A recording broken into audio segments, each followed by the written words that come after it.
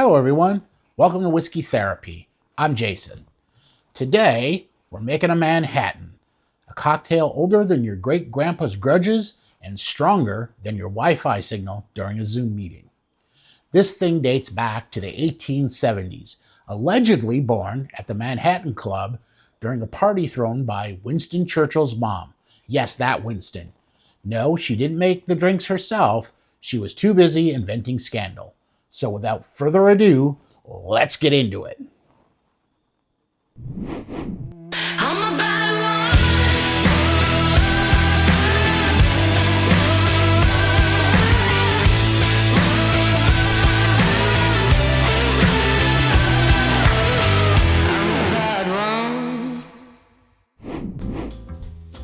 Let's go through today's ingredient lineup.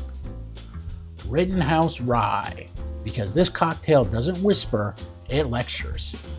We're also going to use Death Co's House Vermouth blend, which is half Dolin Rouge and half Punt, like yin and yang, but with better legs. We're going to need some Angostura bitters for depth, like your weird poetry phase in college.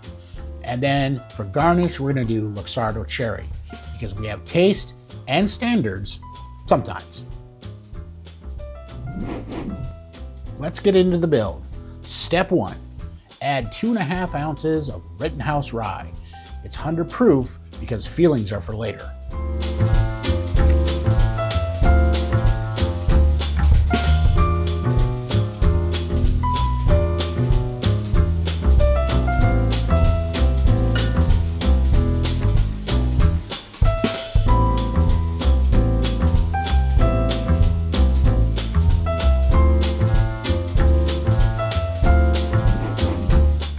Next up, 3/4 ounce of Death Co's House Vermouth blend. Now, if you've never blended Dolin and Punt, you've never truly judged someone at a bar.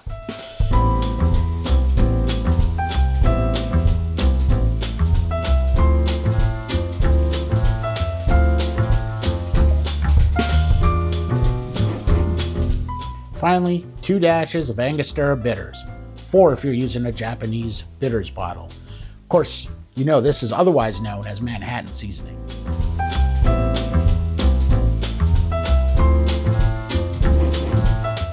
Now add ice to your mixing glass and you're going to stir until it's colder than your ex's voicemail, about 20 to 30 seconds.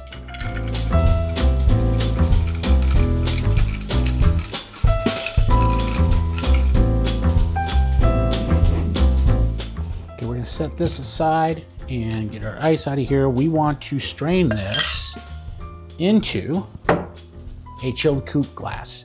Now you want the kind of glass that says, yes, I've dabbled in poetry.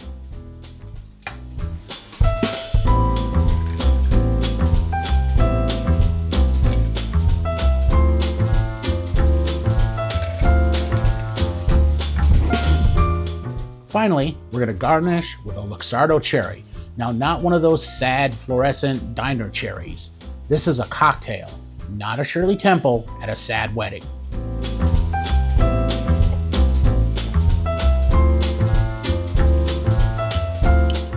And I always like to drop a little bit of the Luxardo cherry juice in there with the cherry.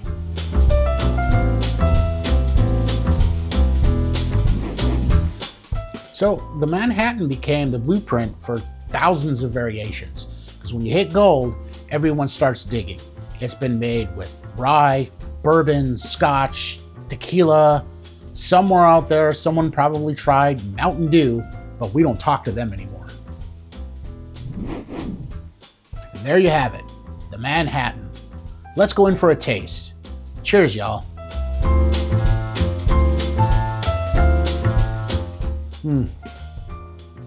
Okay, wow.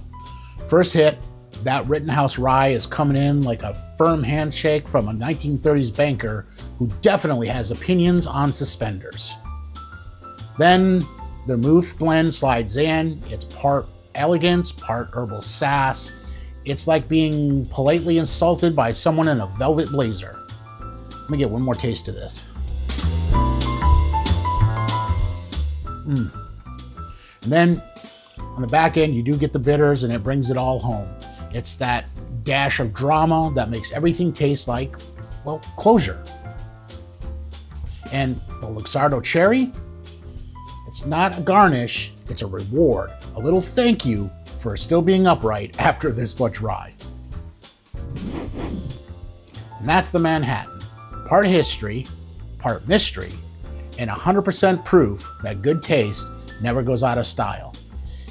Hit that like button like you're slapping a parking ticket off your windshield. Subscribe for more cocktails, questionable facts, and vintage level sass. And drop a comment below. Do you use rye or bourbon, Dolin, or whatever was on sale? Let's argue about vermouth like civilized adults though. Thanks for watching, y'all. We'll see you next time. Cheers.